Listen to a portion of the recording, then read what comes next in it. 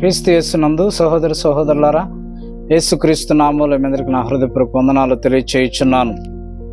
క్రీస్తు బోధ అనే మా యూట్యూబ్ ఛానల్ మీరు వీక్షిస్తున్నారని, ఆత్మీయంగా మీరు బలపరచబడుచున్నారని నేను విశ్వసిస్తున్నాను.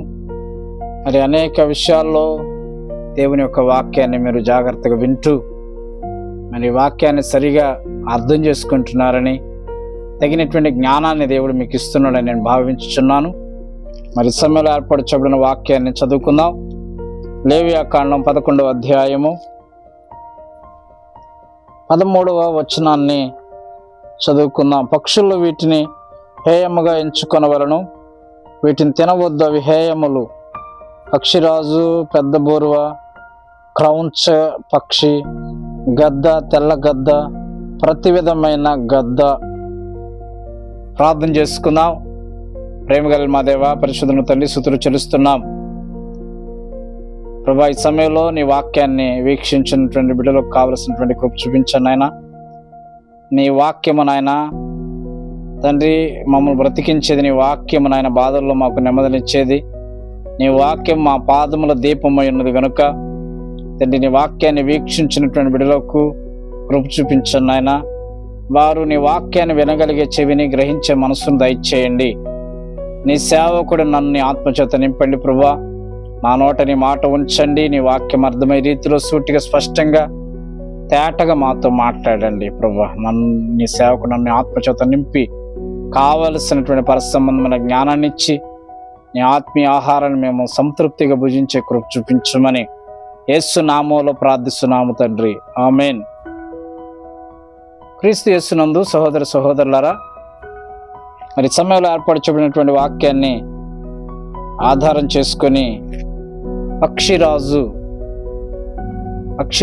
అనే ఒక పక్షిని గురించి మనం ధ్యానం చేయబోతున్నాం.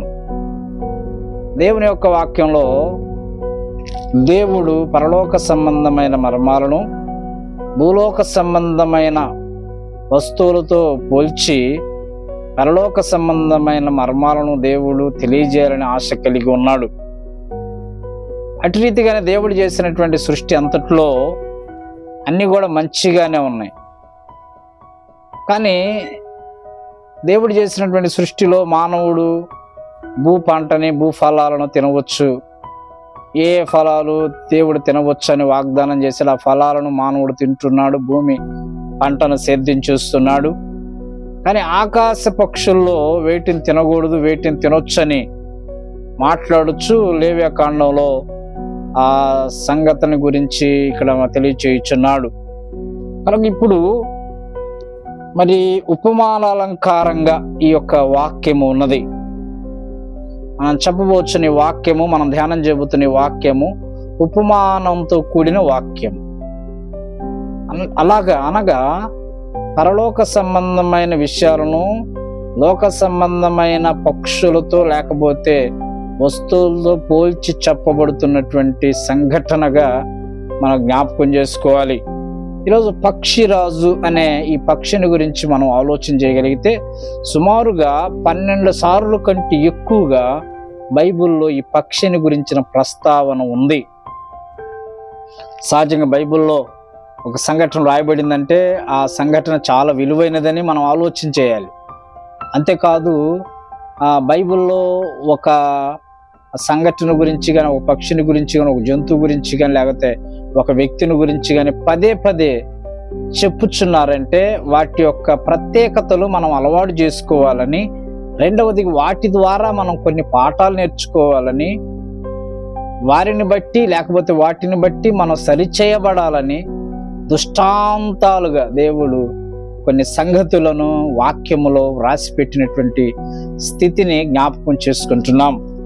సహోదర సహోదరులారా, ఈరోజు పక్షిరాజు అనే ఈ పక్షిని గురించి సుమారుగా 12 సార్లు, సుమారుగా 12 కంటే ఎక్కువ సార్లు రాయబడిందంటే ఈ పక్షిరాజు ద్వారా ఏదో పాఠాలు మనం నేర్చుకోవలసిన ఆవశ్యకత ఉంది. దేవుడు ఏదో నేర్పాలని ఆశ కలిగి ఉన్నాడనే సత్యాన్ని గుర్తు చేస్తున్నాను. మొదటి ఈరోజు పక్షిరాజు అనే ఈ పక్షిని గురించి, ఆ పక్షిరాజు యొక్క జీవితాన్ని గురించి 7 రకాలైనటువంటి విషయాలను మీకు తెలియజేయాలని ఆశ కలిగి ఉన్నాను. ఒకటొకటిగా మనం ధ్యానం చేయగలిగితే, మొదటిగా ఈ పక్షిరాజు హేయమైనది. ఎందుకంటే లేవియకాండం 11వ అధ్యాయంలో దేవుడు అన్నాడు, ఈ పక్షులు మీకు హేయముగా ఎంచుకోవాలి. హేయములు అంటే ఎంత మాత్రం వాటిని మరి మంచి వాటిగా ఎంచుకోకూడదు. ఇది హేయమైనటువంటి పక్షిగా మరి బైబిల్లో వ్రాయబడినటువంటి సందర్భాన్ని మనం చూస్తున్నాం. కనుక ఇది హేయమైనది అని దేవుడు చెప్తున్నాడు. వాస్తవంగా మనం క్రీస్తు యొద్దకు రాకముందు, దేవుని యొద్దకు రాకముందు, క్రీస్తు ఎవరో తెలియనప్పుడు మన జీవితాలు కూడా హేయమైన స్థితిలో ఉన్నాము, హేయమైన వారిగా ఉన్నాం. లోకంలో వెలివేయబడిన వారిగా, త్రోసివేయబడిన వారిగా, దేవుడు లేని వారిగా, దేవునికి దూరస్తులుగా, పరదేశులుగా, మరి ఈ లోకంలో దేవుడు లేని జనాంగంగా మనం బ్రతికాం. ఎఫెసు పత్రిక 2:11 అదే వ్రాయబడింది. పూర్వమందు మీరు పరజనులను, యాత్రికులను దేవుడు లేని వాడై ఉన్నారు. మరి మీకంటూ ఏమి ఉనికి లేదు, మీకంటూ ఏమీ ఒక ప్రత్యేకత లేదు. అందుకే సహోదరులారా, ఇక్కడ పక్షిరాజు అంటే ఇది హేయమైన పక్షి జాతికి చెందింది. కనుక క్రీస్తు ఎరగక ముందు నీ జీవితం, నా జీవితం కూడా హేయమైన స్థితిలో ఉంది. అంటే ఎవరు కూడా మనమే దృష్టి పెట్టేవారు కాదు. మన లోకానికి మురికిగా, లోకానికి పెంటగా, లోకానికి మరి బీదగా, లోకానికి వ్యతిరేకమైనటువంటి వ్యక్తులుగా మరి సమాజం మనం చిన్న చూపు చూసినటువంటి స్థితిని మనం గుర్తు చేసుకోవాలి. సహోదరులారా, మనం ఆలోచన చేయండి. చాలా మంది ఇతర మతస్థులు ఏమంటారంటే, హైందవ సహోదరులు బ్రహ్మల తలలో నుండి బ్రాహ్మణులు వచ్చారని, ఛాతి భాగం క్షత్రియులు వచ్చారని, శూద్రులు వచ్చారని, ఇలాగూ వైశ్యులు వచ్చారని, ఇవన్నీ కూడా మనం చూస్తాం. అయితే ఇక్కడ అధములు అనేవారు ఉన్నారు, లేకపోతే దళితులు అనేవారు ఉన్నారు. వీరికి ఒక పేరు, దళితులు అనే పేరు పెట్టారు. వీరు అధములు అంటే దేవుని సృష్టిలో వీరికి భాగం లేదని మరి మత గ్రంథాలు ప్రబోధిస్తూ వెలివేయబడిన వారిగా, మరి దళితులను అణగారినటువంటి ప్రజలను చాలా తక్కువగా చిన్న చూపు చూసేటటువంటి పరిస్థితులను లోకంలో మనం చూస్తాం. అటువంటి గ్రంథాలు ఈ లోకంలో చాలా ఉన్నాయి. కనుక దేవుని వాక్యం అయితే అలా చెప్పట్లేదు. దేవుని వాక్యము మనందరిని ఆయన పిల్లలుగా, ఆయనకిష్టమైన పిల్లలుగా దేవుడు మనం చూస్తున్నాడు. కుల మత తారతమ్యాలు లేవు, వర్ణ వర్గ భేదాలు లేవు. దేవుని దృష్టిలో అందరూ సమానమైన వారిగా. అయితే ఒకటి, పాపరహితులు, పాప సహితులు అనగా క్రీస్తు నమ్మిన వారు, అనగా దైవ భయం కలిగిన వారు పాపరహితులుగా, దైవ భయం లేని వారు పాప సహితులుగా ఉన్నారు. అంటే క్రీస్తు నెరిగినటువంటి జీవితం కలిగి ఉన్నవారు పాపం లేని వారిగా, లేనివారు పాపం కలిగిన వారిగా ఉన్నారనే ఈ రెండు భేదాలు తప్ప వేరొక భేదము లేదు. అందుకే భారతదేశానికి మిషనరీలు వచ్చి మన భారతదేశాన్ని ఉద్ధరించడానికి వారు ఎంతో ప్రయాసపడ్డారు. అణగారిపోయినటువంటి మనలను, మన బ్రతుకులను ఉద్ధరించడానికి వారు విద్య, వైద్యం, ఆరోగ్యం ఇచ్చి క్రీస్తు ప్రేమను మనకు పంచారు, క్రీస్తును పరిచయం చేశారు. అంతకుముందు మనం హేయమైన స్థితిలో ఉన్నాం, వెలివేయబడిన స్థితిలో ఉన్నాం, అణగారిన స్థితిలో ఉన్నాం, దేవుడు లేని స్థితిలో ఉన్నాం. కనుక పక్షిరాజు ఎలాగైతే హేయమైనదిగా ఉందో, అటువంటి హేయమైనటువంటి స్థితిలో ఉన్న మనలను క్రీస్తు ప్రేమ ఆదుకుంది, మన హక్కును చేర్చుకుంది.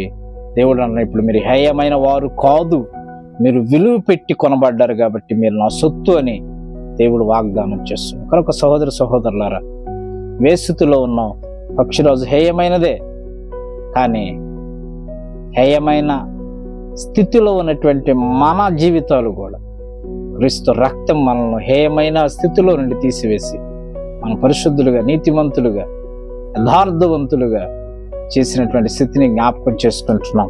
రెండవదిగా, ఇది ఒంటరి జీవి. సామెతల గ్రంథం 30:18 సామెతల గ్రంథం 30:18 నేనైనా సొలొమోను అంటాడు, మరి నేను గ్రహించలేనివి చాలా ఉన్నాయి అంటాడు.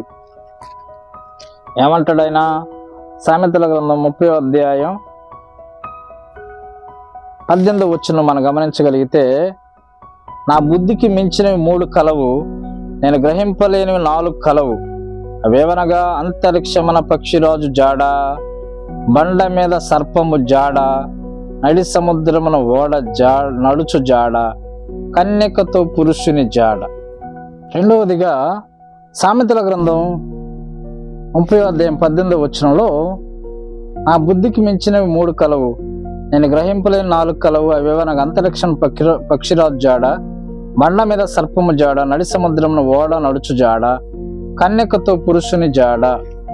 జ్ఞానైన సొలొమోను, దేవుని చేత జ్ఞానం కలిగిన వాడని పిలువబడినటువంటి సొలొమోను కూడా కొన్ని గ్రహించలేకపోయాడంట, కొన్ని ఆయన ఊహకు కూడా అందలేదంట. వాటిలో బండ మీద సర్పం జాడ, బండ మీద సర్పం వెళితే దాని జాడ అర్థం అవుతుంది, అదే నేల మీద వెళితే దాని జాడ అర్థమవుతుంది.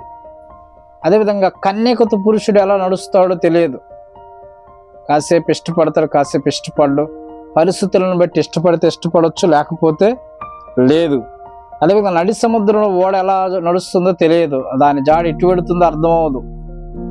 అలాగే అంతరిక్షంలో పక్షిరాజు జాడ, అంతరిక్షంలో ఆకాశంలో ఎక్కినటువంటి పక్షిరాజు జాడ మానవుడు గ్రహించలేడంట. అది ఎలా ఉంటుందంటే భూమి నుండి సుమారుగా 5,000 కిలోమీటర్ల ఎత్తులో ఎగరగలదు. అది ఒంటరి పక్షి, ఒంటరిగానే తిరుగుతూ ఉంటుంది, ఇటు అటు చక్కర్లు కొడుతూ ఉంటుంది. అది సుమారుగా గమనించగలిగితే భూమి నుండి 5,000 కిలోమీటర్ల ఎత్తులో ఏకంగా, అంటే ఒంటరిగా అది ఇటు అటు చక్కర్లు కొడుతూ తిరుగుతూ ఉన్నటువంటి పక్షి.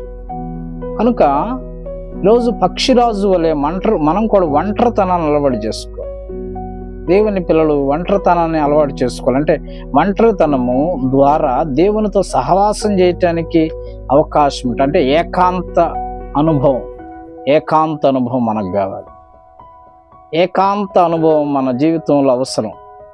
ఏకాంతం లేకపోతే మనం ప్రభుత్వం కూడా మరి సరిగా ఉండలేం, ప్రభుత్వం మనం సహవాసం ఉండలేం. యేసుక్రీస్తు అంటే పగిటివాడ దేవాలయములో ఆయన పరిచర్య చేసి రాత్రి వేళ ఒలీవల కొండకి వెళ్ళి ఏకాంతంగా ప్రార్థన చేశారు. ఏకాంత అనుభవం ఉంది. శిష్యులందరికీ వీడుకొలిపి, ప్రజలందరినీ వీడుకొలిపి యేసుప్రభు ఒక్కడే మెట్ట మీద ఏకాంతంగా ఉండి ప్రార్థించేటటువంటి అనుభవం కలిగినటువంటి. ఏలియా కూడా ఏకాంతంగా కర్మేలు పర్వతం మీదకి వెళ్ళి ఏకాంతంగా దేవునితో గడిపినటువంటి స్థితిని చూస్తున్నాం. కనుక మన జీవితం ఎలాగున్నదో పరిశీలన చేసుకోవాలి. మనం ఎలాగున్నదో మనం ఆలోచన చేయాలి. ఎలాగున్నదో మన జీవితము మనం ఆలోచన చేయవలసినటువంటి వారిగా ఉన్నాం. ఏకాంతమైనటువంటి జీవితం మనకు లేకపోతే, ఏకాంత అనుభవం లేకపోతే, ప్రభుత్వం ఎన్నో రకాలైనటువంటి మరి ఏకాంత స్థితి మనకు లేకపోతే, ఆంతర్గదిలో ప్రభుని మనం ఆరాధించే స్థితిలో లేకపోతే మన జీవితాలు ఆశీర్వదించబడమైన సత్యాన్ని నేను మీకు గుర్తు చేస్తున్నాను. కనుక మరి యోసేపు ఏకాంతంగా ఉన్నప్పుడు సాతానుడు అటాక్ చేశాడు. అయినప్పటికీ ఏకాంతములో మరి పడిపోలేదు, కానీ ఏకాంతములో ప్రభు పట్ల ధైర్యము, సహవాసం కలిగి, మరి దైవ భయం కలిగి ఏకాంతంలో పడిపోవడానికి ఇష్టపడలేదు. కనుక దేవుని పిల్లలు ఏకాంతంగా ఉండి ప్రభుతో గడిపేటటువంటి అనుభవంలోనికి మార్చబడాలి. ఏకాంత అనుభవంలోనికి విశ్వాస జీవితం మార్చబడాలి. మనకు ప్రభుత్వ సహవాసం చేసేవారిగా, ప్రభు ప్రార్థన చేసేవారిగా. అందుకే యేసుక్రీస్తు అంటాడు మత్తయి సువార్త 6వ అధ్యాయంలో, ప్రార్థన చేయనప్పుడు నీ గదిలోనికి వెళ్ళి ఒంటరిగా రహస్యమందు కూర్చుని తండ్రి ప్రార్థన చేయమని. కనుక మరి పక్షిరాజు వలె ఒంటరి జీవితం అన్ని విషయాల్లో మనకు మంచిది కాదు, కానీ ప్రభు విషయంలో మన ఒంటరి జీవితం కొంతవరకు ఆత్మీయంగా మనం బలపరచబడటానికి అవకాశం ఉంటుందనే సత్యాన్ని గుర్తు చేసుకోవాలి. ఎందుకంటే లోకం అంతా కూడా ఆడైపోయినటువంటి పరిస్థితుల్లో ఉంది. అందుకు దుష్టుల ఆలోచన చొప్పున నడువక, పాపుల మార్గం నిలువక, అపహాసకులు కూర్చుని చోట్ల కూర్చుండక, యెహోవా ధర్మశాస్త్రమందు ఆనందించుచు దివారాత్రము దాన్ని ధ్యానించువాడు ధన్యుడు అని దేవుడు మాట్లాడుతున్నాడు. కనుక పాపుల గుంపులు, దుష్టుల గుంపులు, లోక సంబంధం వ్యక్తుల గుంపులోకి వెడితే నువ్వు చెడిపోవడం తప్ప బాగుపడడానికి అవకాశం ఉండదు. అయితే ఏకాంతంగాను దైవ ధ్యానం, దైవ ప్రార్థన, దైవ సంబంధం వాక్య పట్టణములు నువ్వు గడపగలిగితే ఆత్మీయంగా ప్రభులో మరి బలపరచబడటానికి అవకాశం ఉంటుందని దేవుని యొక్క వాక్యాన్ని బట్టి నేను మీకు తెలియజేయుచున్నాను. అదేవిధంగా మూడవదిగా మనం గమనించగలిగితే, మూడవదిగా పక్షిరాజు చేసే మూడవ పని ఏంటంటే, కీర్తన గ్రంథం 103వ సంకీర్తన 5వ వచనాన్ని మనం చూడగలిగితే, 103వ సంకీర్తన 5వ వచనం చూస్తే, 103వ సంకీర్తన 5వ వచనం చూద్దాం.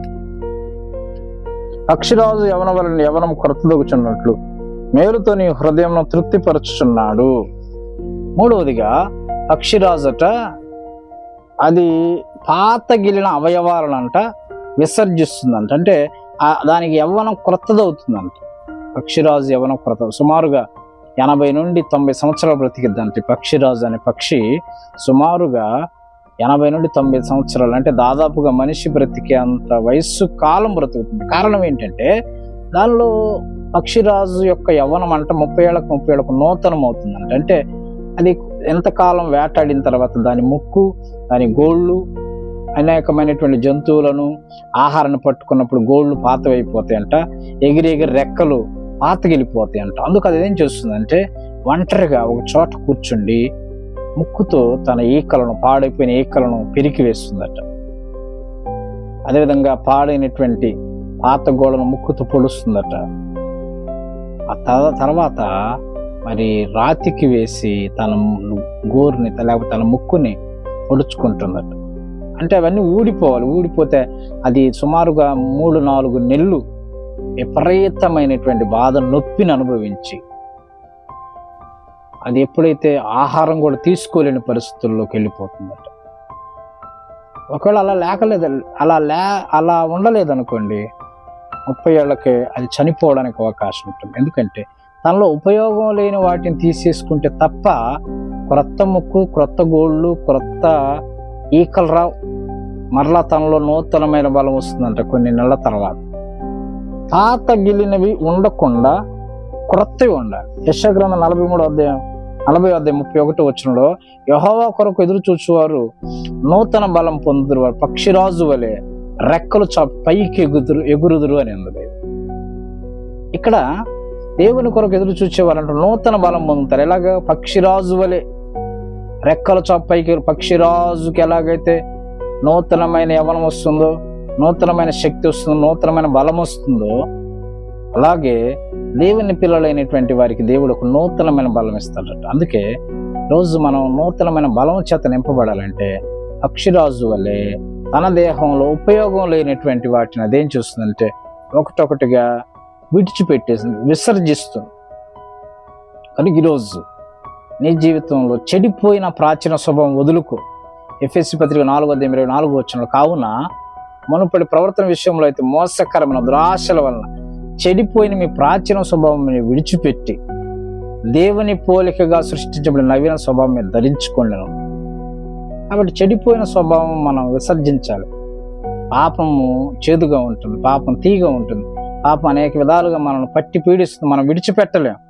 విడిచిపెడితే నూతన పరచబడతాం, విడిచిపెడితే నూతనమైన బలం ఇస్తాడు, నూతనమైన జ్ఞానం ఇస్తాడు. ఒకవేళ విడిచిపెట్టకపోతే మనకు మన ఆయుష్ క్షీణిస్తుంది, మనము ఎక్కువ కాలం బ్రతకడానికి అవకాశము ఉండదు. కొంతమంది చాలా పాపాలకు ఎడిక్ట్ అవుతారు, చాలా పాపములకు ఎడిక్ట్ అయిపోయి దానికి బానిసలైపోతారు. మన సిగరెట్, ప్యాకాడు, వ్యభిచారానికి, లోక సంబంధమైన ఆశలకు ఎడిక్ట్ అయిపోయి బానిసలైపోతారు. మానుకుందామని ప్రయత్నం చేస్తారు, మానుకోలేరు. కానీ మానుకోవడం చాలా కష్టమని భావించి చాలా మంది ఏం చేస్తారు, బ్రతికినంతకాలం బ్రతుకున్న తర్వాత సంగతి అనుకుంటారు. కానీ అవి మానుకోగలిగితే, విడిచిపెట్టగలిగితే మన దేహమునకు దేవుడుకు నూతనమైన ఆరోగ్యం, నూతనమైన శక్తిని, నూతనమైన బలాన్ని దేవుడు మనకు ఇవ్వడానికి సిద్ధంగా. పక్షిరాజు వలె పాతగిలిన అవయవాలను విసర్జించేటటువంటి వ్యక్తిగా ఉండాలని ప్రభు పేరట మనం చేయుచున్నాం. అదేవిధంగా నాలుగవదిగా మనం గమనించగలిగితే దీని గూడు ఎత్తైన స్థలంలో కట్టుకుంటుందంట. ఎత్తైన స్థలం. ఒకసారి యోబు గ్రంథం 39:27 మనం చదవగలిగితే, యోబు గ్రంథం 39:27 చదువుదాం. యోబు గ్రంథం 39:27 మనం చదవగలిగితే,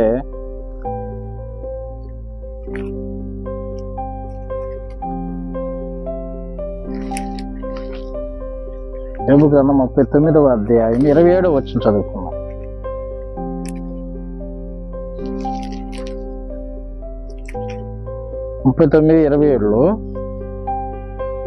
పక్షిరాజుని ఆజ్ఞకు లోబడి ఆకాశ వీధికి ఎక్కున తన గూడు ఎత్తైన చోట కట్టుకొనునా, అది రాతి కొండ మీద నివసించును, కొండపేటు మీదను ఎవరిని ఎక్కజాలని ఎత్తు చోటను గూడు కట్టుకొనును.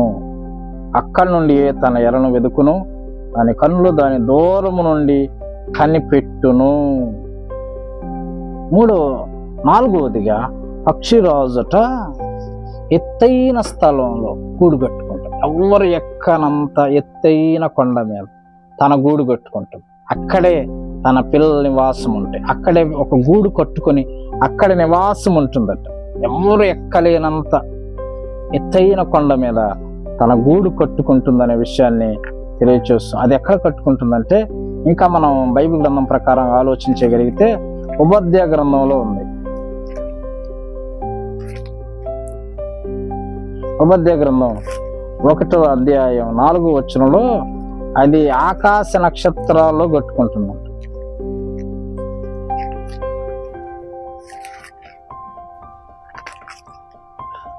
ఆకాశ నక్షత్రాల్లో తన గూడు కట్టుకున్న ఉపద్య గ్రంథం 1వ అధ్యాయం 4వ వచనంలో పక్షిరాజు గూడంత ఎత్తున నివాసం చేసుకుని నక్షత్రములలో నీవు దాన్ని కట్టినను, అచ్చట నుండి నేను నిన్ను క్రింద పడవేతును. ఇదే యెహోవాకు.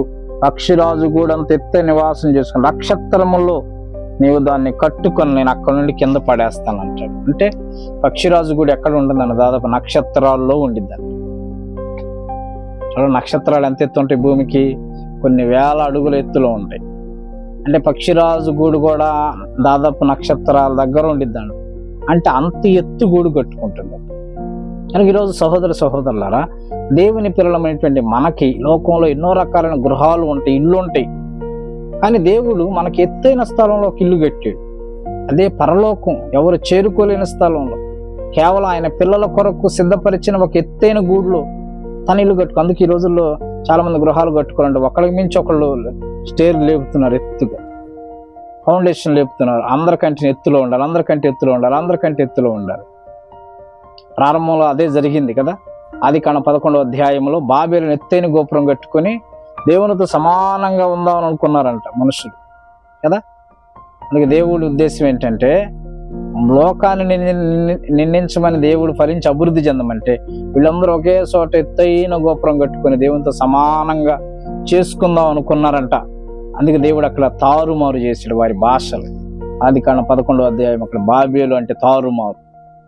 కనుక సహోదరులారా, మనము ఈ లోకంలో ఎత్తైన స్థలాల్లో ఇల్లు కట్టుకోవడం మంచిదే. కానీ అసలు ఎత్తైన స్థలంలో దేవుడు మనకు అసలు ఇల్లు ఉందా లేదా అని ఆలోచన చేయాలి. రాజధానిలో ఫ్లాట్ ఉందా? అక్కడ నాకు ఇల్లు ఉన్నాయా? హైదరాబాద్లో ఉందా? వైజాగ్లో ఉందా? విశాఖపట్నంలో, బెంగళూరులో, చెన్నైలో ఉందా నా ఇల్లు? నా ఫ్లాట్లు ఉన్నాయా? నా సొంత ఊర్లో ఉన్నాయి. ఈ కాదు ఆలోచనలు. పరలోకంలో నీకు స్థలం ఉందా? ఫ్లాట్ ఉందా? ఆలోచన చేయి. పరలోకంలో నీకు ఎత్తైన స్థలం, ఎవరు చేరుకోలేని స్థలం, దేవుడు ఉండే స్థలంలో నీకు ఇల్లు ఉందా? గృహం ఉందా? ఆలోచన చేయి. సహోదరులారా, ఈ రోజున పరిశీలన చేయి. దేవుడు ఎత్తైన స్థలంలో నీకు స్థలం సిద్ధపరచడానికి వెళ్ళాడు ఆయన. యోహాను సువార్త 14వ అధ్యాయంలో యేసుక్రీస్తు అన్నాడు, మీ హృదయంలో కలవరపడిన వెరవనియొద్దు, నేను మీకు స్థలం సిద్ధపరచవచ్చున్నా, నేను వచ్చి మళ్ళా మిమ్మల్ని అక్కడ తీసుకుని వెళతాను. కాబట్టి పరలోకంలో ఎత్తైన స్థలము, దేవుడు ఉండే స్థలం. కాబట్టి మనం కూడా అంత ఉన్నతమైనటువంటి స్థలంలో, పరలోకంలో మన పక్షిరాజు వలె ఎత్తైన స్థలంలో మన గృహాలు, పరలోక గృహం మనం చేరేటటువంటి విధంగా, సిద్ధపరచుకునేటటువంటి విధంగా ఈ లోకంలో ఉండగానే మనం ఆలోచన చేయాలి. 5వదిగా ద్వితీయోపదేశకాండం 32వ అధ్యాయం 11వ వచనాన్ని మనం గమనించగలిగితే, ద్వితీయోపదేశకాండం 32వ అధ్యాయం 11వ వచనం మనం చూడగలిగితే, పక్షిరాజు ద్వారా మరొక పాఠం, 5వ పాఠం ఏంటంటే పక్షిరాజులో ఉన్న మరొక ప్రత్యేకత. ద్వితీయోపదేశకాండం 32వ అధ్యాయము 11వ వచనం చూద్దాం. 32:11 పక్షిరాజు తన గూడు రేపి తన పిల్లల పైన అల్లాడుచు రెక్కలు చాపుకొని వాటిని పట్టుకొని తన రెక్కల మీద వాటిని మోయినట్లు యెహోవా వానిని నడిపించెను. మోషే సర్వ సమాజం అంతుంటుండగా ఒక పాట పాడారండి, ఒక కీర్తన పాడారు. ఆ కీర్తనలో దేవుడు ఆయన పిల్లల్ని ఏ విధంగా మోసుకుంటూ వచ్చాడో, ఏ విధంగా కాపాడుకుంటూ వచ్చాడో ఆ కీర్తనలో చాలా చక్కగా వివరించడం జరిగింది. కాబట్టి పక్షిరాజులో ఉన్న మరొక ప్రత్యేకత ఏంటంటే, అది తన పిల్లల్ని రెక్కల మీద మోసిందంట, రెక్కల మీద మోసింది. ఎందుకంటే పక్షిరాజు అంటే ఎత్తైన స్థలంతో గూడు కట్టుకుని అక్కడ నుండి పిల్లల్ని కింద పడేస్తుంది. అంటే అంత కసాయితో మనస్తత్వం కలిగినదని మీరు అనుకోవచ్చు. కానీ అది ఆ పైన కింద పడేసేటప్పుడట మన తల్లి వచ్చి మరలా తన రెక్కల మీద తన పిల్లల్ని మోసింది, పడకుండా కింద పడకుండా. అంటే దాని ఉద్దేశం ఏంటంటే ఎప్పుడు గూట్లో ఉండడం కాదు, గూటి కిందకు వచ్చి కనీసం అది కింద పడే టైంలో ఎగరటానికైనా తన ప్రాణాలు కాపాడుకోవడానికి ప్రయత్నం చేస్తుందేమోనని అది ఒక ట్రైనింగ్ అన్నమాట. తల్లిదండ్రులు ఉన్నంతకాలం తల్లిదండ్రుల విలువ తెలియదు, తల్లిదండ్రుల జాడ తెలియదు, వారి యొక్క శ్రద్ధ తెలియదు, వారి మాట వినరు. తల్లిదండ్రులు లేని తర్వాత ఆలోచన చేస్తారు. తల్లిదండ్రులు చెప్పేది పిల్లల మేలు కోసమైన ఆలోచన చేయాలి, పిల్లల మంచి కోసమైన ఆలోచన చేయాలి, వారు ఏది చేసినా వారి మేలు కొరకే అని ఆలోచన చేయాలి. ఎందుకంటే తల్లిదండ్రులు పిల్లల్ని కష్టాలు పెట్టాలని కాదు, కానీ వాటి ద్వారా వారు పాఠాలు నేర్చుకోవాలని, వారి బుద్ధి తెలుసుకోవాలని, జ్ఞానం నేర్చుకోవాలని దేవుని యొక్క చిత్తమై ఉన్నది, మనుషుల చిత్తం. మనం అందరూ అలా ఆలోచన చేస్తాం కదా. అలాగే పక్షిరాజు కూడా తన పిల్లలంట పై నుండి కింద పడినప్పుడు తన రెక్కల మీద అది మోస్తుంది. కనుక ఈరోజు సహోదరులారా, దేవుడు కూడా తన రెక్కల మీద నిన్ను మోస్తున్నాడు. ఇశ్రాయేలు ప్రజలు 400 సంవత్సరాల బానిసత్వం మోషే, మిరియం, అహరోను నాయకత్వంలో దేవుడు సురక్షితంగా వారు కానాను దేశానికి యెహోషువ నాయకత్వం తీసుకుని వచ్చాడు. దేవుడు పగల మేఘస్తంభంగా, రాత్రి అగ్నిస్తంభంగా ఉంటూ వాళ్ళు కాళ్ళు వాయకుండా, వారి వస్త్రాలు పాతగిల్లకుండా దేవుడు ఒకడు తన కన్ను రెప్పను కాపాడినట్లుగా దేవుడు వారిని కాపాడుకుంటూ వాళ్ళు మోసుకుంటూ వచ్చాడు. ఒక వ్యక్తి పిల్లల్ని ఎలాగైతే మోసుకుంటూ వస్తాడు 70-80 కానీ దేవుడు ఆయన పిల్లలు నిత్యం మోస్తూనే అనుదినం ఆయన మన భారములను భరించుచున్నాడు. ఒక సహోదరులారా, పక్షిరాజు తన పిల్లల రెక్కల మీద మోసేటటువంటిదిగా. కనుక నీ దేవునికి నువ్వు భారం కాదు, మనుషులకు భారం కావచ్చు, మనుషులకు ఇబ్బందికరమైన పరిస్థితుల్లో ఉండొచ్చు. దేవుడు అంటున్నాడు, యాకోబు విను, గర్భవాసి నదిని మొదలుకొని ముదిమి వచ్చే వరకు, తల వెంట్రుకలు నెరిసే వరకు నేను చంకబెట్టుకునేవాడిని, ముద్దాడుకునేవాడిని, నేను కాపాడుకునేవాడిని, నెత్తుకునేవాడను నేనే. దేవునికి ఎవరు భారం కాదు. దేవుని రెక్కలు ఎప్పుడు మనల్ని మోస్తూనే ఉన్నాయి. దేవుని రెక్కలు ఎప్పుడు మనకు ఆశ్రయాన్ని ఇస్తూనే ఉన్నాయి. కనుక పక్షిరాజు తన రెక్కల మీద పిల్లలను మోసేటటువంటిదిగా ఉంది. 6వదిగా పక్షిరాజులో ఉన్న మరొక ప్రత్యేకత ఏంటంటే దాని చూపు చాలా షార్ప్గా ఉంటుందంట. ఎలా ఉంటుందంటే అది దూరము నుండి ఎర్ర కనిపెడుతుందంట. అది దాని కనుదృష్టి చాలా షార్ప్గా ఉంటుంది. యోబు గ్రంథం 9:26 వచనాన్ని మనం గమనించగలిగితే, 9:26 వచనంలో గమనించగలిగితే, రైలు పడవ దాటిపోనుడా వెళ్ళి జరిగిపోవును, ఎర్ర మీదకి విసురున దిగు పక్షిరాజు వలె అవి త్వరపడిపోవును. ఎర్ర మీదకి విసురున అంటే ఎన్నో వేల అడుగులు ఎత్తులు ఎగురుచున్నటువంటి పక్షిరాజు అంటే దాని కనుదృష్టి ఎలాంటిదంటే లోపల, అంటే భూమి మీద ఒక జలంలో లేకపోతే ఒక సముద్రంలో ఒక నదిలో ఏదైనా ఒక చేప పెడుతుంది, దాన్ని అక్కడ నుండి చూచి జాగ్రత్తగా ఒక్కసారిగా విసురున వచ్చి దాన్ని పట్టుకుని వెళదు. ఎంత మాత్రం దాని గురి తప్పదు, దాని కనుదృష్టి అంత షార్ప్గా. కాబట్టి సహోదరులారా, పక్షిరాజు కనుదృష్టి ఎంతో షార్పు. కనుక దేవుని పిల్లల మన కనుదృష్టి ఎలా ఉంది, మన దృష్టి ఎలా ఉంది, మనం వేటిని చూస్తున్నాం. అందుకే పౌలు అంటాడు, మేము దృశ్యమైన వాటిని చూడక అదృశ్యమైన వాటిని నిదానించి చూచుచున్నాం. కనుక మనకు భౌతిక సంబంధమైన దృష్టి కాదు, ఆత్మీయ నేత్రాలు తెరవబడాలి, మనోనేత్రాలు తెరవబడాలి. తిమోతి కొరింథీయులకు రాసిన పత్రిక 5:4 పౌలు మాట్లాడుతూ, మీరు ఈ యుగ సంబంధమైన దేవత అవిశ్వాసులైన వారి మనోనేత్రాలు గుడ్డితనం కలుగజేసి, చాలా మంది గుడ్డితనంలో ఉన్నారు. గుడ్డితనం, సాతానుడి లోక సంబంధం పాపము ఆశలు చూపించి మనస్సును పాడు చేసి మనుషులకు అంధత్వాన్ని కలుగు చేస్తున్నాడు. అంటే భౌతిక సంబంధం కళ్ళు కనపడుతున్నాయి కానీ మనోనేత్రాలు తెరవబడలేదు. సహోదరులారా, ఈరోజు దేవుని పిల్లలమైనటువంటి మనం ఎలా ఉన్నాం? కొలస్సీ పత్రిక 3:1 మీరు క్రీస్తుతో కూడా లేపబడిన వారు పైన ఉన్న వాటి మీదే మనసు పెట్టుకో. మన దృష్టి దేని మీద ఉంది? ఎప్పుడు అనిత్యమైన వాటి మీద ఉందా, నిత్యమైన వాటి మీద? ఏం తిందుమో, ఏం త్రాగుదో, ఏం ధరించుకుందుమో అని మన కనుదృష్టి ఎదురు చూస్తుందా? లేకపోతే దేవుడు అన్న రాజ్యాన్ని, నా నీతిని వెదకండి అన్నాను. కనుక ఆయన రాజ్యాన్ని, నీతిని వెదికేవారిగా మన కనుదృష్టి ఎల్లప్పుడూ దేవుని వైపుకే తిరిగి ఉండాలి, ఆయన తట్టే తిరిగి ఉండాలి, ఆయన వైపే మన కనుదృష్టి సారించేటటువంటి వారిగా ఉండాలి. క్రీస్తు మీద మన లక్ష్యం ఉంచాలని, వాక్యం మీద, ప్రార్థన మీద మన లక్ష్యం ఉంచేటటువంటి వారిగా ఉండాలి. కనుక మన కనుదృష్టి ఎలాగో. చివరిగా పక్షిరాజు ఆరోగ్యకరమైన ఆహారం తింటుంది. పక్షిరాజు ఏం చేస్తుందంటే ఆరోగ్యకరమైన ఆహారం తింటుందంట. ఒకసారి తిమోతిలకు రాసినటువంటి పత్రికలు చివరిగా మనం ఆలోచించగలిగితే, తిమోతిలకు రాసినటువంటి పత్రికలో పౌలు మాట్లాడుతూ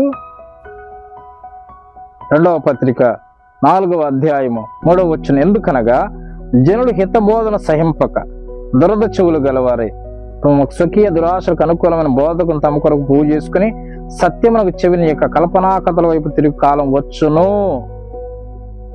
ఇక్కడ జనులు హితబోధన సహించరు. హితబోధ అంటే ఇక్కడ ఆరోగ్యకరమైన బోధ. ఏ బోధ? ఆరోగ్యకరమైన బోధ. మనుషులు హితబోధన సహించరు, మంచి వాక్యాన్ని వినరు, మంచి మాటలు ఇష్టం ఉండవు, మంచి మాటలు వారికి ఎంత మాత్రం ఇష్టతనంగా ఉండవు. ప్రియ సహోదరులారా, మంచి ఆహారం తింటే ఆరోగ్యం బాగుంటుంది, చెడిపోయిన ఆహారం తింటే ఆరోగ్యం పాడైపోతుంది. కనుక ఈరోజు గమనించండి, పక్షిరాజు ఎప్పుడు కూడా ఆహారం ఈరోజు తెచ్చుకుందాను, ఈరోజు వరకు తినేసింది, మళ్ళా రేపు తింటాం, కొల్లిపోయింది తింటాం, ఎల్లుండి తింటే ఇది చేయదు. ఫ్రెష్ ఆహారం తినేది, ఆరోగ్యకరమైన ఆహారం తిండి. ఎప్పుడు ఆహారం అప్పుడే తింటుంది. యేసుక్రీస్తు ప్రార్థన నేర్పించాడు, మా అనుదిన ఆహారం నేడు మాకు దయచేయము. ఎప్పటి ఆహారం అప్పుడే మనం భుజించాలి. ప్రియ దేవుని బిడ్డలారా, ఆకాశ పక్షులు చూడండి, విత్తవ కోయ కొట్లో కూర్చుకో, మనం అన్ని సంపాదించుకొని అన్ని పెట్టుకున్నా మనకు ఇంకా సరిపోదు. ఇంకా ఏముంది, ఇంకా తెచ్చుకుందాం. సహోదరులారా, ఆరోగ్యకరమైన ఆహారం తింటే ఆరోగ్యంగా ఉంటాం. కనుక మనం కూడా ఆరోగ్యకరమైన బోధ వినాలి. ఆరోగ్యకరమైన బోధ. ఆశీర్వాదాలు ఇస్తారు, అక్కడేదో జరిగింది, ఇక్కడేదో జరిగింది, రండి మా దగ్గరికి రండి, మా సంఘమే పరలోకం వెళుతుంది, మేమే అన్ని చేయగలం, మా దేవుడు మావోడే అన్న లెక్కలో చాలా మంది ఏం చేస్తున్నారంటే దేవుని వాక్యాన్ని వక్రీకరించి మారు మనసు పొందు, దేవుడు నీ కొరకు ఎదురు చూస్తున్నాడు, ఆయన రాబోతుంది, నువ్వు పశ్చాత్తాపడి నీ కుటుంబాన్ని రక్షించుకో, సమయం లేదని చెప్పేటటువంటి బోధకుల మాటలు వినట్లేదు. ఇవి ఆరోగ్యకరమైన మాటలుగా మనుషులకు రుచించట్లేదు. కనుక సహోదరులారా, కల్పనా కథల వైపు తిరుగుతున్నావా, లేకపోతే మంచి మాటల వైపు తిరుగుతున్నావా? ఆ బోధలు అనారోగ్యకరమైన బోధలు, నీ ఆత్మీయ జీవితాన్ని పాడు చేసే బోధలు. కనుక పక్షిరాజు ఆరోగ్యకరమైన ఆహారం తింటుంది. కనుక నువ్వు ఆరోగ్యకరమైన బోధ విను, దేవుని వాక్యం ఉన్నది ఉన్నట్లుగా బోధించే మాటలు వినగానే దేవుని వాక్యాన్ని వక్రీకరించి స్వలాభాపేక్ష కోసం చాలా మంది బోధిస్తున్నారు. విశ్వాసం తప్పుడు త్రోవలోకి నడిపించుచున్నారు. సంఘం పాడైపోతుంది, విశ్వాసులు చెదిరిపోతున్నారు. ఏ బోధ సరైంది కాదో అర్థం కానిటువంటి పరిస్థితుల్లోనికి వెళ్ళిపోతున్నారు. సహోదరులారా, పక్షిరాజు ఆరోగ్యకరమైన ఆహారం తిన్నట్లుగా నువ్వు స్వచ్ఛమైన వాక్యాన్ని, ఆరోగ్యకరమైన దేవుని వాక్యాన్ని, కల్తీ లేని వాక్యాన్ని, స్వచ్ఛమైన వాక్యాన్ని నువ్వు జాగ్రత్తగా గైకొంటూ పక్షిరాజు వంటి దేవుని పక్షిరాజులాగా, దేవుడు ఆయన పిల్లల్లాగా, ఆయన కుమారుడు గడ్డ దేవుడు నిన్ను భావించుచున్నాడు. కనుక ఈరోజు పక్షిరాజు చూడండి 7 రకాలైన ఆత్మీయ పాఠాలు మనకు నేర్పిస్తుంది. 1, పక్షిరాజు హేయమైనది. 2, ఇది ఎత్తైన స్థలం, అది ఒంటరి జీవి. 3వది పాతగిలిన అవయవాలను విసర్జిస్తుంది. 4వది ఎత్తైన స్థలం తన గూడు కట్టుకుంటుంది. 5, రెక్కల మీద తన పిల్లలు మోస్తుంది. 6వదిగా దాని కనుదృష్టి ఎంతో షార్ప్గా ఉంటుంది.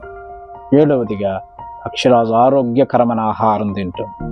కనుక 7 రకాలైనటువంటి ఆత్మీయ పాఠాలు నీ జీవితంలో నువ్వు కలిగి ఉండి ఏవి విడిచిపెట్టాలి, ఏవి విడిచిపెట్టకూడదు, ఏ విధంగా నువ్వు జీవించాలో బోధించబడిన వాక్యాన్ని బట్టి నీ జీవితాన్ని సరి చేసుకోగలిగితే దేవునికి ఇష్టమైనటువంటి పక్షిరాజు వలె నువ్వు రెక్కల చాపు పైకి ఎగిరేటటువంటి దేవుని బిడ్డగా నువ్వు ఉండగలవు. అలా కాకుండా దేవుని వాక్యాన్ని విసర్జిస్తే దేవుని యొక్క ఉగ్రతను పొందుకోవడానికి సిద్ధంగా ఉంటావు.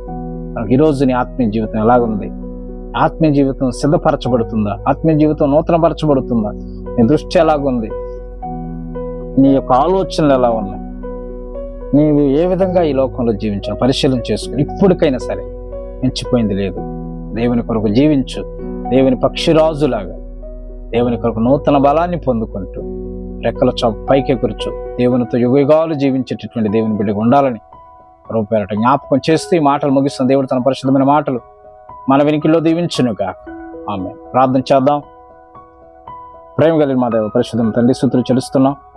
క్రీస్తు బోధన యూట్యూబ్ ఛానల్ ద్వారా నాయన ఎంతవరకు వాక్యాన్ని విన్నాము, నీ ప్రియబిడ్డలను దర్శించిన రీతిని బట్టి వందనాలు నాయన. పక్షిరాజు జీవితం ద్వారా 7 రకాలైన పాఠాలు మేము నేర్చుకున్నాం ప్రభు తండ్రి. ఆ పాఠాలు మా జీవితాలకు అన్వయం చేసుకొని నీకు ఇష్టరాండ్రుగా బ్రతకడానికి సహాయం చేయండి అంటే. నీకు వందనాలు. మా జీవితం ఎలాగున్నదో నీ వాక్యపు వెలుగులో సరి చేసుకుని నాయన నీకు ఇష్టమైన దేవుని పక్షిరాజుల వల్ల జీవించినట్టు కృప చూపించమని, వీళ్ళ అక్కరతల అవసరం తీర్చమని, వాక్యాన్ని బట్టి వారి జీవితాలను సరి చేసుకోవడానికి చక్కదిద్దుకోవటానికి నాయన ప్రభువా నీ వాక్యపు వెలుగులో వారు ముందుకు సాగిపోవడానికి సహాయం ఇచ్చేది. వారి ఆత్మీయ జీవితాలను అభివృద్ధి చేసి వెలిగించి నీ ఖ్యాతి కొరకు వారు జీవించే భాగ్యం దయచేయమని యేసు నామములో ప్రార్థిస్తున్నాము తండ్రి. ఆమేన్.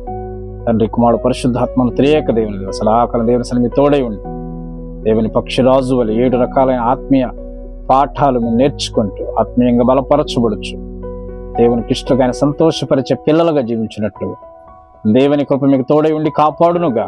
ఆమేన్. సహోదరులారా, క్రీస్తు బోధ అనే మా యూట్యూబ్ ఛానల్ మీరు వీక్షిస్తున్నారు కదా. వింటున్న వాక్యం ద్వారా మీరు ఆదరించబడుతున్నారని, ధైర్యపరచబడుతున్నారని, వాక్య ప్రకారంగా పురికొల్పబడుతున్నారని, ఆత్మీయంగా మీరు వాక్యాన్ని బట్టి బలపరచబడుతున్నారని నేను విశ్వసిస్తున్నాను, నేను నమ్ముతున్నాను.